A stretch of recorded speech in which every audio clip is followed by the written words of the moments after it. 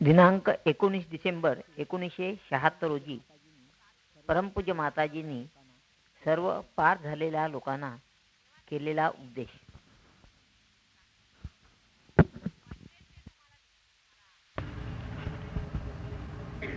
काल मी तुम्हाला सांगितलं की सहजयोगाना कशा प्रकारे व्यवस्थित आपलं आयुष्य घालवलं पाहिजे.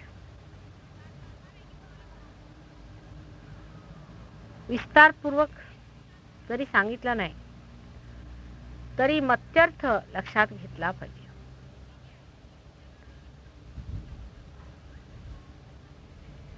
मत्यर्थ असा की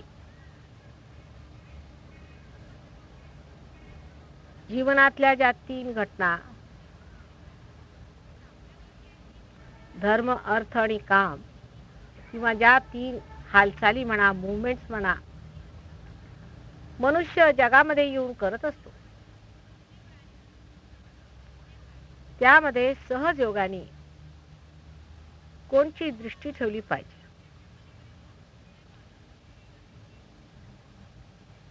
पण वास्तविक सत्य हे असं आहे की ती काही जाणून बुजून तुम्हाला समजावून किंवा तुम्हाला भाषण देऊन ती दृष्टी ठेवायची नाही.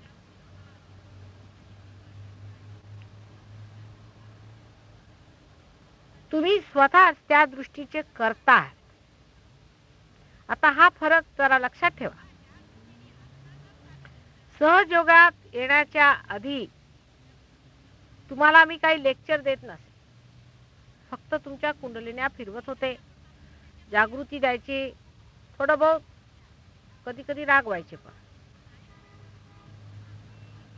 कधी गोंजारून प्रेमाने, फक्त कुंडलिनी जागृती हे कार्य मी 2 वर्ष करत होते. आपल्यातली जी जुनी मंडळी आहेत त्यांना माहिती असेल. इतकंच नव्हे तर मी स्वतःबद्दल सुद्धा कोणतीही गोष्ट कबूल केली नव्हती. तसंच इतर चक्रांच्या बद्दल सुद्धा विशद रूपाने काही सांगितलं नव्हतं, कारण त्यावेळची तुमची स्थिती वेगळी आणि आजची स्थिती वेगळी. सहजयोगाने मी नेहमी म्हणत असते की तुमच्या डोकाला मी भोग पाडलाय. जर घागरीमध्ये पाणी असलं आणि ती घागर जर तुम्ही नदीत नेली तर नदीतही पाणी आहे आणि घागरीतही पाणी आहे. पण घागरीतल्या पाणीला हे माहित आहे की आपण त्या नदीतलंच पाणी आहोत. जर का त्या घागरीला भोग पाडलं तर नदीतलं पाणी आणि घागरीचं पाणी एक आहे, हे लक्षात येईल. जितक्या पातळीवर, लेवलवर नदीचं पाणी असेल त्याच पातळीवर घागरीचं पाणी राहणार. घागरीतून वाहूनही जाणार नाही, पण ते एकाकार होतं.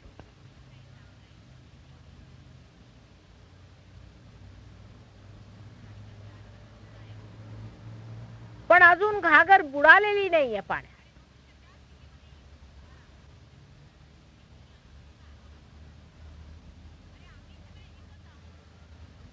घागर कधी बुडणार,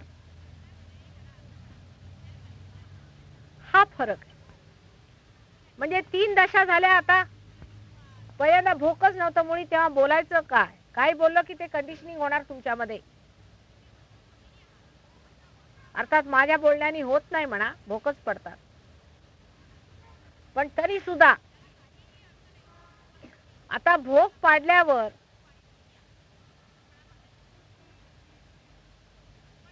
घागर तरी सुद्धा घागरच आहे ना.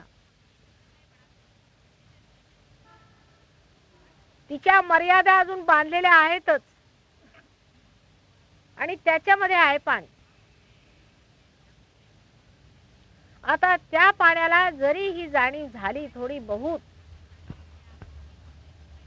की घागरीतलं पाणी आणि नदीतलं पाणी एकच आहे,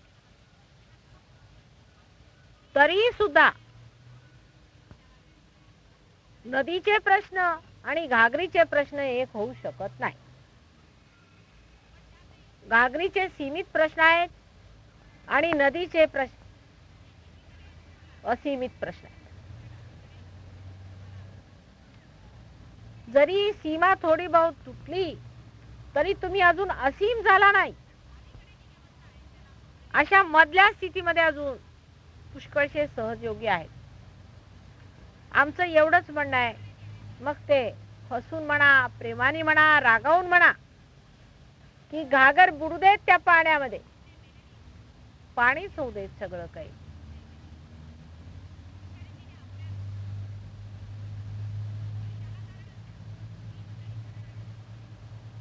हाच एक प्रयत्न सहजयोगात करायचा आहे.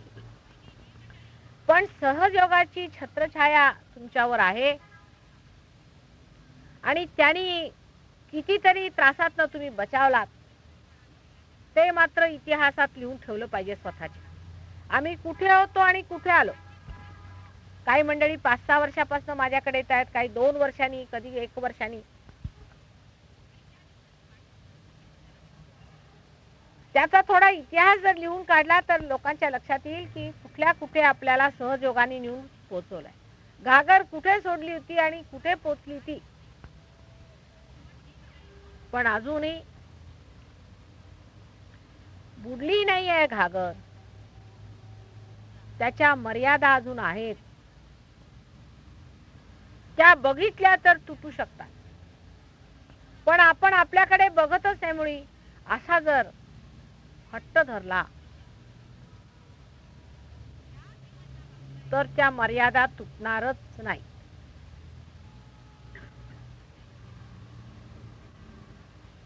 आता प्रत्येक देशाप्रमाणे, वयाप्रमाणे, कालमानाप्रमाणे आणि तुमच्या पूर्वजन्म आणि ह्या जन्मातल्या सर्व माती एकत्र करून ही काया ह्या घागरीची घडवलेली आहे.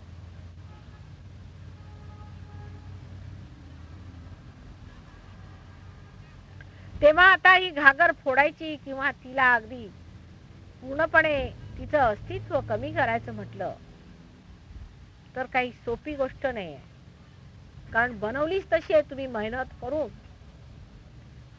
चांगली मेहनत करून व्यवस्थित घट्ट बसवलेली ही घागर आम्ही मेहनत करून ती फोडली जरी तरी भोकच पडलं नुसतं. अजून घागरीचं तोंड फार लहान आहे आणि घागरीत घाणही पुष्कळ असल्यामुळे घागरीत पाणी येणं फार कठीण.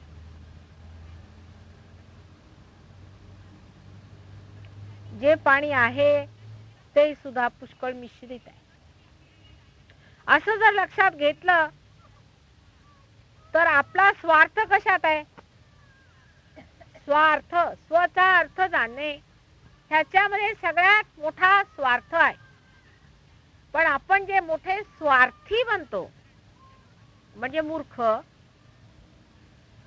त्या स्वार्थीपणामध्ये आम्ही अत्यंत दीडशहाणे असा स्वतःवर जेव्हा आपण टिळा लावून घेतो तेव्हा हेही विसरून जातो की ज्या सहजयोगाच्या छत्रछायेखाली आम्ही आज इथल्या इथे पोहोचलो, ज्या आईच्या पंखाखाली आम्ही एवढे मोठे झालो, ते पंखच आम्ही तोडतोय पुष्कळ ठिकाणी. स्वतःच्या स्वार्थीपणासाठी आम्ही ते पंख फोडतोय आणि ते पंख फक्त तुमच्या पुरते नसून साऱ्या विश्वासाठी आहेत. एवढी मोठी गोष्ट सुद्धा लक्षात राहत नाही.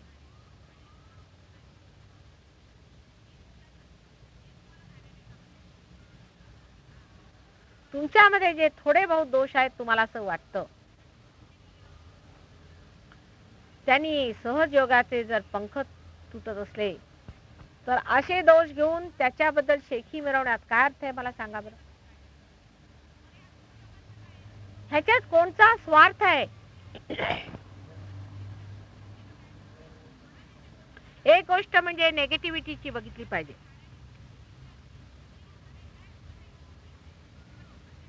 मी आई आहे आणि मला हे सांगायचंय तुम्हाला, ते लक्षपूर्वक ऐका.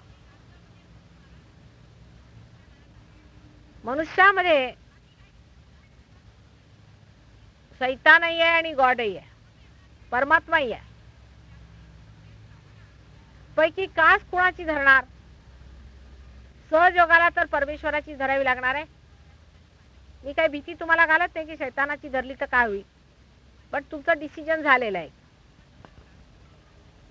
तेव्हा एकाचीच कास धरा. 2 जहाजावर पाय ठेवून स्थिती खराब होणार आहे. आता हे समजलं पाहिजे की दुसऱ्या जहाजावर आपला पाय कसा पडतो. लक्ष ठेवा तिकडे, लक्षपूर्वक ऐका. आता हिंदीत सांगते मी सगळ्यांच्यासाठी. मैंने एक छोटी सी बात इन लोगों से समझाई है कि घाघर अगर पानी में पड़ जाए तो घाघर का पानी और नदी का पानी एक ही होता है, लेकिन जब उस घाघर में थोड़ी सा छेद हो जाता है तो वो ये जानने लगता है कि मैं सारे उस पानी के साथ एकाकार हूँ. यही कलेक्टिव कॉन्शियसनेस. लेकिन जब तक वो घाघर पूरी तरह पानी में समा नहीं जाती, डूब नहीं जाती, तब तक उसका काम पूरा नहीं होता. उसका साक्षात नहीं होता है, उसका तादाद में नहीं होता है.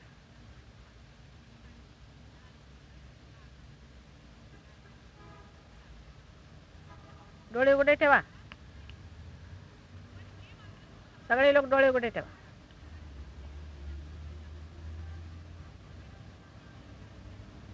लेकिन हमारे अंदर जो कमियां हैं, माने नेगेटिविटी खास करके, जिससे कि ये घाघर बनी हुई है. हमारा जो कुछ भी पास्ट है, जो कुछ भी हमारा भूत है, जो कि हमारा हो चुका, उससे सबसे ये घाघर बनी हुई है. एक तरफ उसकी तरफ जरा चित्त देना चाहिए कि हम लोग नेगेटिविटी में किस तरह से फंसते.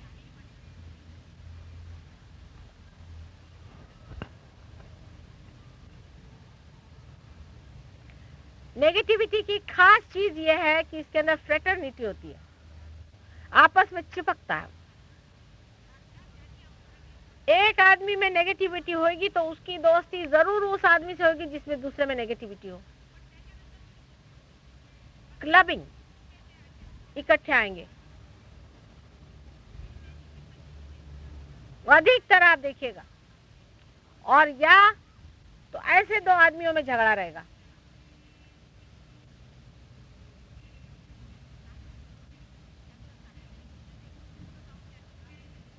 चार आदमी नेगेटिव मिल करके ये असर्ट करें कि हम सही हैं, हमने अच्छा किया, हम अच्छे हैं.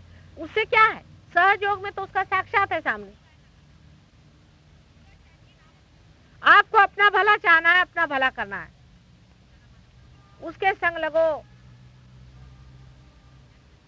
जो पॉजिटिव आदमी है. सत्संगति जोड़ो, अपने आका सत्संगति जोड़ो. सत माने जो पॉजिटिव आदमी है, उसके संग लगो. हालांकि वो तुमसे जरा भागेगा जरूर,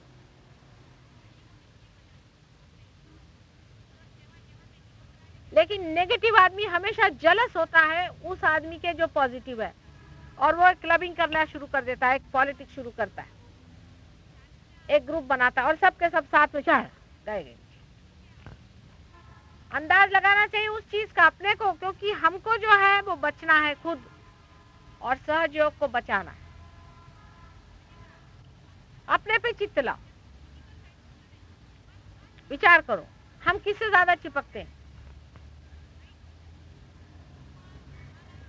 कोई सा भी ग्रुप बनाने की सहयोग में बात ही नहीं होनी चाहिए, जबकि ये बच्चे और बुजुर्ग सब एक ही स्पंदन पे जी रहे हैं. कहीं भी ग्रुप बन गया, 2 आदमी का भी ग्रुप बन सकता है, और हमेशा काम गलत होगा. नेगेटिव आदमी को नेगेटिव आदमी से दूर रहना चाहिए, उसमें कोई बुरा मानने की बात नहीं. दोनों का लाभ है। एक आदमी में अगर बाधा है तो दूसरे आदमी को उससे दूर रहना चाहिए। इसका मतलब ये नहीं कि आप किसी को हेट्रेट करिए, ये नहीं होता है कभी भी। सहयोग में ये बात नहीं है। दूर रहिए, अपने को पहले बंधन दीजिए, आप ठीक हो जाइए, फिर उसको बंधन दीजिए, उसको ठीक करिए। लेकिन ज्यादातर मैंने ये देखा है, होता ही ये है कि पॉजिटिव आदमी का इंटरेस्ट नेगेटिव आदमी में नहीं होता है, और नेगेटिव का इंटरेस्ट पॉजिटिव में नहीं होता। लेकिन जो पॉजिटिव होता है वो नेगेटिव के करामातों से या उसके तरीके से इतना नाराज हो जाता है कि वो भी नेगेटिव हो जाता है। क्योंकि किसी को नीचे खींचना बहुत आसान है, किसी को ऊपर खींचना बहुत कठिन है। अधिकतर जब हम किसी को ऊपर खींचना चाहते हैं तो नीचे ही खिंचाते हैं। समझ लेना चाहिए, सारे शतरंज के खेल को समझ लेना चाहिए, क्योंकि आप ही के भलाई के लिए। आपको अगर प्रगति करनी है तो समझ लेना चाहिए कि सहयोग में कोई भी राजकारण नहीं चल सकता, कोई भी ग्रुपबाजी नहीं चल सकती। पहले ग्रुपबाजी शुरू होगी मुझे लेकर के, मैं जानती हूँ। क्योंकि नेगेटिव आदमी जो होता है वो कभी सोच ही नहीं सकता है कि कोई ऐसा भी इंसान है जो बियॉन्ड है इस सब चीज। वो अपनी मर्यादाएं बांधते जाएगा, नदी से अलग होता जाएगा। नदी की आबादिता, उसकी असीमता को नहीं पहचान सकता है। वो अपनी ही सीमा में गधे जैसा घूमता रहेगा, और वो कभी नहीं समझ पाएगा कि नदी असीम है, और नदी के साथ अगर तादाद में हमें करना है तो अपनी सीमाओं को तोड़ना पड़ेगा।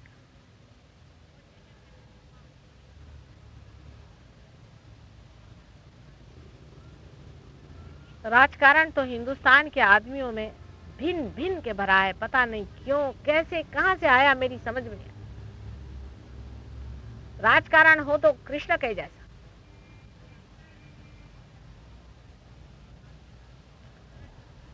जिस राजकारण के कारण संसार का हित हो, वही राजकारण एक सहयोगी को करना चाहिए। यानी कैसे? मैं करती हूँ, आप लोगों को पता नहीं राजकारण।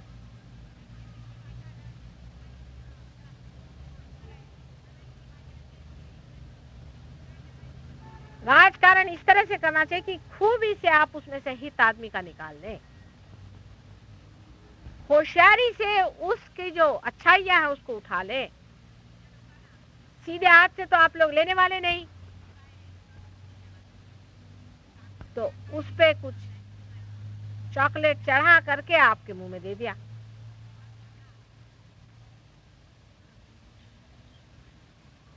मुझसे बढ़ के कोई राजकारणी नहीं है, बच के रहो। बड़ी राजकारणी हूं मैं, और अगर कोई ज्यादा नेगेटिव होता जाता तो उसको भिड़ा देती हूँ दूसरे नेगेटिव आदमी के साथ में।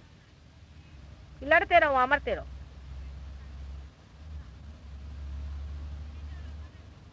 लेकिन मेरा जो राजकारण है वो तुम्हारे हित के लिए, क्योंकि सीधे रास्ते आने नहीं वाले, तो राजकारण खेलना पड़ता है, फिर अंत में आते हैं। लेकिन विजडम किस चीज में? कि हम अपना अच्छा देखें, हम अपने अच्छे का सोचें, हम अपना हित सोचें। ये हित की गंगा बह रही है।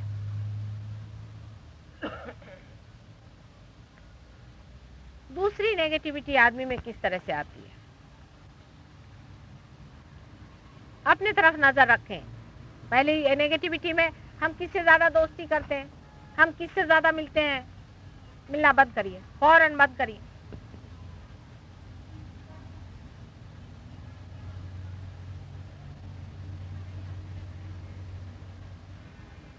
कोई अगर 50 साल से ऊपर के तो वो ग्रुप बना लेंगे।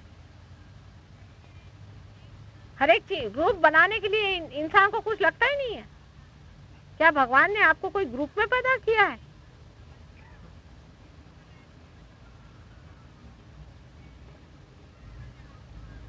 अभी तो इंटरनेशनल लेवल पे उतरने की बात है, उसके बाद यूनिवर्सल लेवल पे उतरने की बात है। अभी तो गिरगांव दादर ही हो रहा है इधर।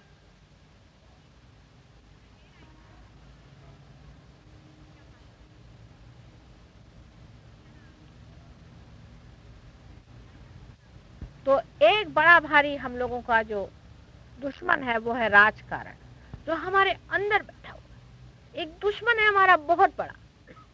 काम क्रोध मद मत्सर वगैरह तो वो तो बहुत साफ है, लेकिन ये चोरी छुपे बैठे हुए अपने अंदर मन में एक बड़े दुष्ट जीव हैं जिसका नाम है राजकारणी स्वभाव।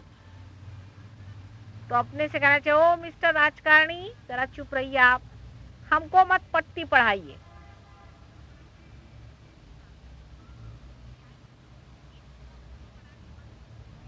बड़ा चोर बैठा हुआ है अंदर में, उसका ख्याल रखो।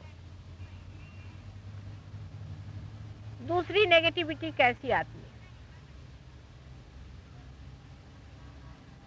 कि हम मिस आइडेंटिफाइड हैं किसी चीज से। माने ये कि हम कहें क्या, यहाँ तक कि हम हिंदुस्तानी हैं। आप कोई हिंदुस्तानी वगैरह नहीं, आप इंसान हैं, ये बात बिल्कुल सत्य है। अब उससे और बारीक बारीक में आइए, होते होते अब मैं किसका नाम लूं कि हम उस गणपति के पास में रहने वाले हैं, या उसकी जो मिट्टी है वो हमारे फलाने गांव से आती, तो हम सब एक। इस कदर के मिस आइडेंटिफिकेशन महामूर्खता के मनुष्य के दिमाग में हमेशा रहते। जब आप अनेक जन्मों में विश्वास करते हैं तो आप ये किस प्रकार कह सकते हैं, क्या आज आप अगर ब्राह्मण है तो कल आप चमार भी हो सकते हैं, और हो सकता है कि आप मुसलमान से आज आकर के यहाँ ब्राह्मण बने बैठे हैं। क्या आपको पता है आपका पास्ट क्या था? तो अपना जो गत है, जो भूत है, जो पास्ट है, उसका भी अगर सत्य आप देख ले, उसका भी अगर आप मत्यर्थ देख ले, उसका भी आप अगर तत्व पहचान ले,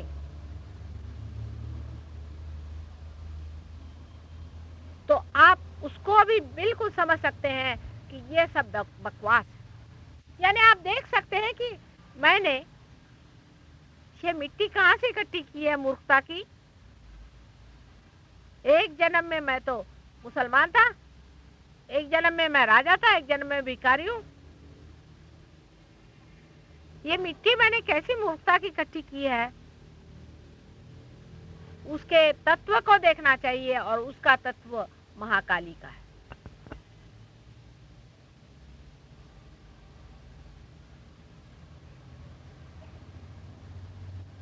उसका तत्व महाकाली का है। अगर उसको आपने समझ लिया कि ये जो कुछ भी हमारा पास्ट है, ये हमारी बेवकूफी के कारण वहां जमा है। मैं इसकी लड़की, मैं शिवाजी महाराज की फलानी ढिकानी होगी। कौन शिवाजी महाराज, कहाँ है वो? आए मेरे सामने तो पूछे।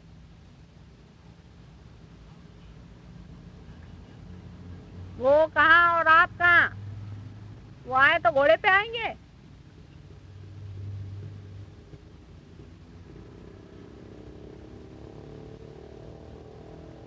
हम यहाँ के ब्राह्मण आए हैं, हम वहाँ के वो आए हुए हैं, पोप साहब हम फलाने आए हुए हैं।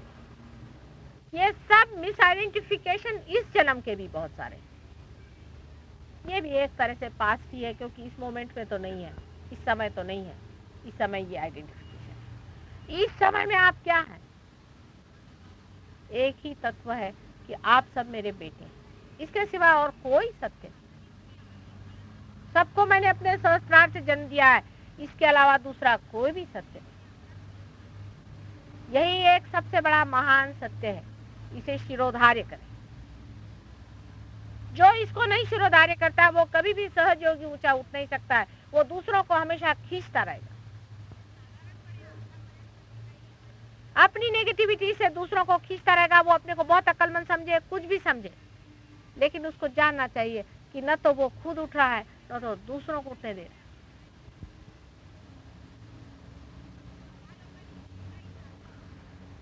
आप सब एक ही माँ के बेटे हैं, और सब यूनाइटेड है। इतना ही नहीं,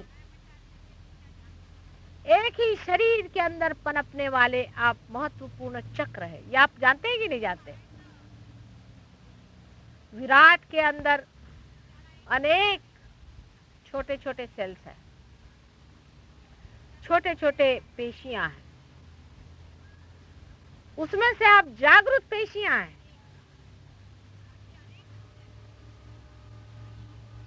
आप जागृत हैं। आप में से कोई वो पेशियां हैं जो हृदय में है, कुछ है जो ब्रेन में है, कुछ है वो उसके लंग्स में है, कुछ है वो उसके पेट में है। जो जो जागृत ऑटोनॉमस काम है उसके अंदर की पेशियां आप लोग,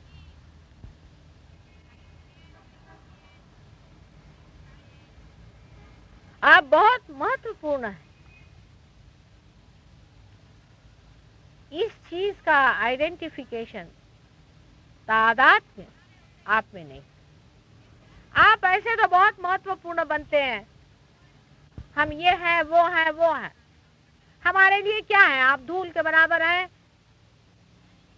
लेकिन इन रिलेशन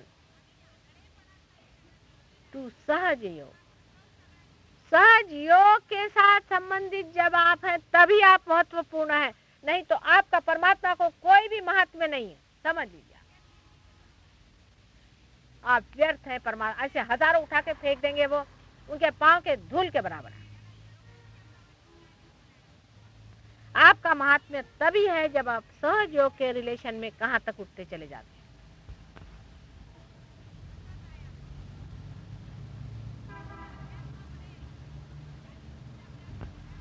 हिंदुस्तानी आदमी के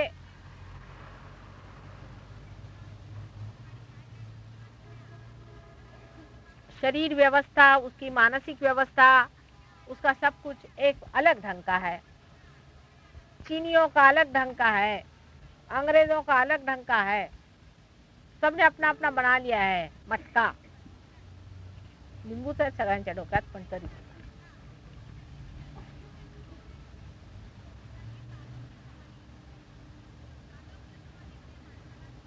सबने अपने अपने मटके बना लिए।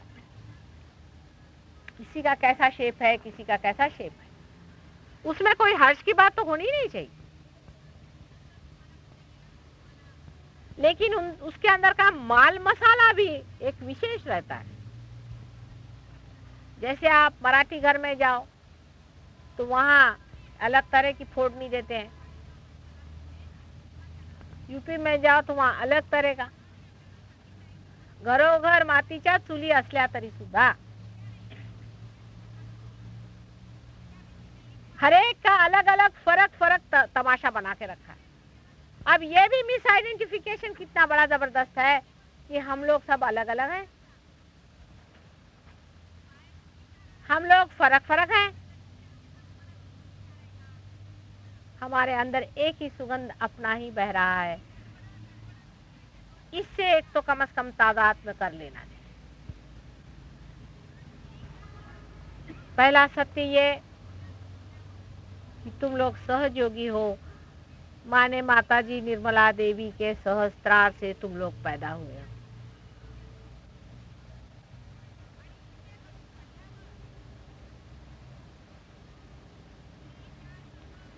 और दूसरा सत्य ये कि तुम सत्य से ही तादाद में कर सकते हो, असत्य से नहीं।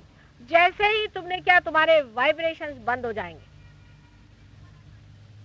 अगर तुम मुझे भी कहो कि माँ तुम ये करती हो, तो अच्छा भाई करते हैं, क्योंकि हम ही जब सब करते हैं तो ये भी करते हैं, उसकी भी रिस्पॉन्सिबिलिटी हमें लेनी चाहिए। पर तुमने भी तो कोई खराबी की है अपनी। हम जो बात कह रहे हैं उस तरह से चलो तो सब ठीक होने वाला है। इसलिए जितनी भी इस तरह की गलत धारणाएं हैं उसको बैठ करके लिख करके कि मेरे खोपड़ी में ये आया हुआ है फलानी जगह से, क्योंकि मेरी माँ ने ये पढ़ाया था, क्योंकि मुझे स्कूल में पढ़ाया गया, फिर मेरे देश में ऐसा पढ़ाया गया, ये सब गलत बातें मुझे निकाल देनी।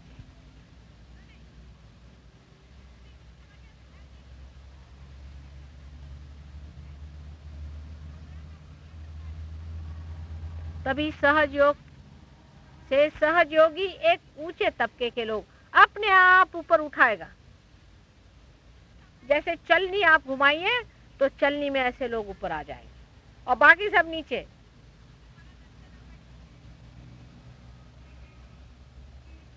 परमात्मा से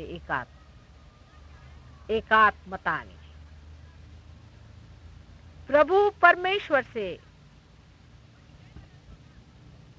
दोस्ती जोड़नी चाहिए।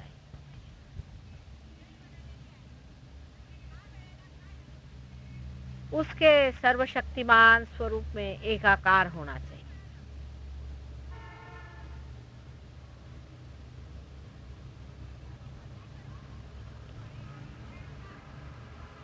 इसको जब आप समझ लेंगे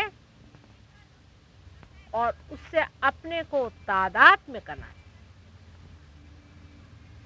सत्य तो सब जानते हैं, ऐसे लेक्चर देने वाले बहुत हो गए, लेकिन इस सत्य से अपने को तादात्म्य करते ही साथ आप उधर नहीं बैठे, आप यहाँ के बैठ गए, साइड बदल गए। आप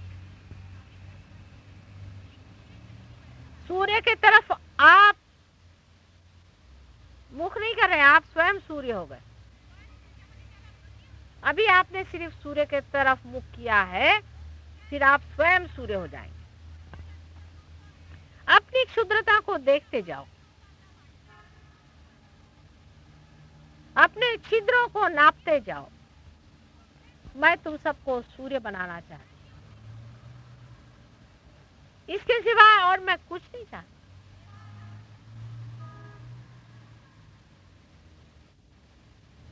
जो लोग अभी तक इस चीज को नहीं समझ पाए और जान नहीं पाए हैं, वो छोटी दृष्टि के हैं, उनमें वो विशालता नहीं आ पाई। लेकिन तुम लोग सब अपने को विशाल बनाओ। दूसरा चाहे छोटा हो जाए, आप अपने को अलग अलग तरीके से विशाल बनाओ। विशालता से ये सब शुद्धताएं जो हैं ये खत्म हो जाएगी।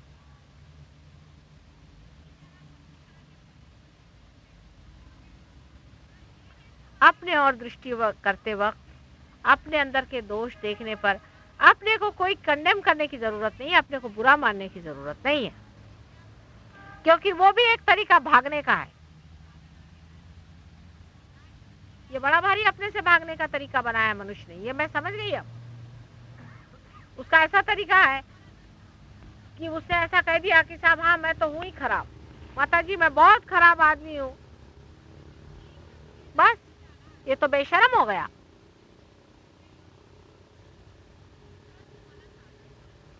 जैसे कि कहते हैं कि हिपोक्रेसी दुनिया में नहीं होनी चाहिए। बेशर्मों से तो हिपोक्रेट्स अच्छे होते हैं मेरे विचार में। बेशर्म जैसे रास्ते पर खड़े होकर कि मैं बदमाश हूं, मैं किसी से डरता नहीं, मैं बदमाश हूं,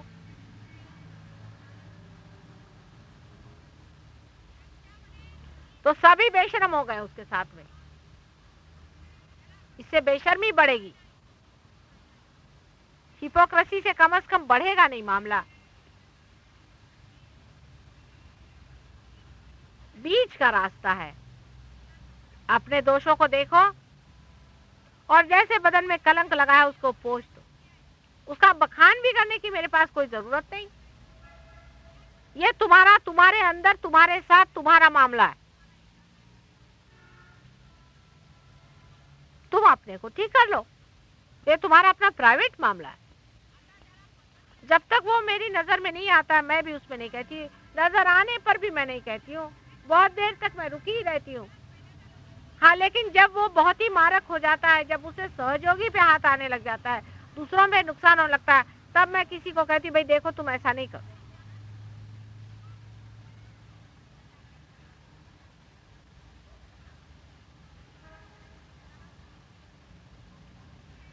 कोई मेरे पास आकर के उसके लिए कन्फेशन करने की जरूरत नहीं है किसी भी तरह। आप अपने ही अंदर अपनी स्वच्छता को देखो, अपना वर्ण करो, अपना स्वागत करो, अपनी इज्जत करो, अपनी प्रतिष्ठा बढ़ाओ, अपने को ऊंचा उठाओ, अपना गौरव करो, गौरव करने योग्य बनो।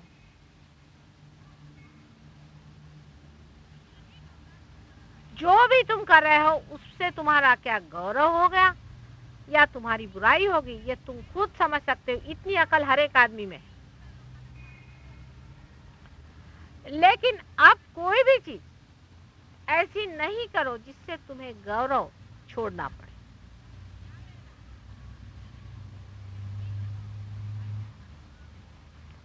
अंधेरे में, कलयुग के घोर अंधेरे में तारे बनके तुम्हें ही चमकना है।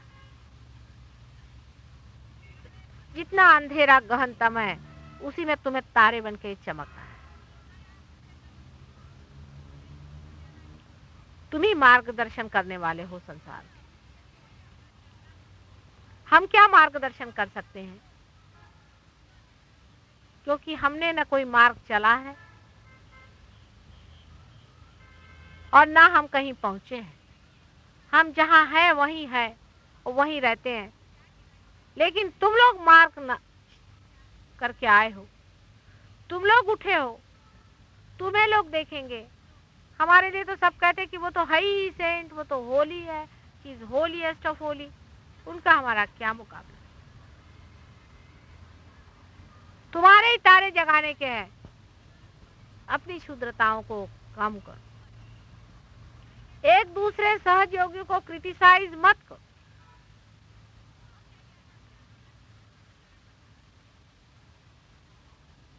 बहुत बुरी बात है, क्योंकि हर सहयोगी एक ही शरीर का अंग प्रत्यंग है। इससे महामूर्खता क्या होगी कि कोई इस हाथ से इस हाथ की उंगलियां काट रहा है।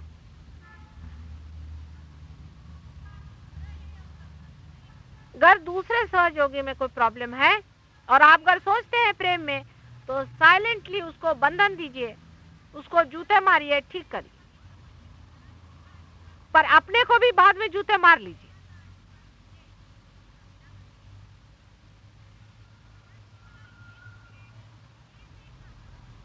हालांकि ये जरूर बात है कि जो आप लोग पिछले वर्ष से उससे आज कहीं अधिक उजले हो, और जो 5-6 साल पहले थे उससे कहीं अधिक सुंदर हो। धीरे धीरे प्रगति तो हो ही रही है, कोई गिर नहीं रहा है। कुछ जो ऐसे होते हैं वो गिर जाते हैं, झड़ जाते हैं, निकल जाते हैं, लेकिन धीरे धीरे चीज ऊपर बढ़ती जा रही। चित्त आपका अपने ऊपर और हमारे ऊपर रहे, बस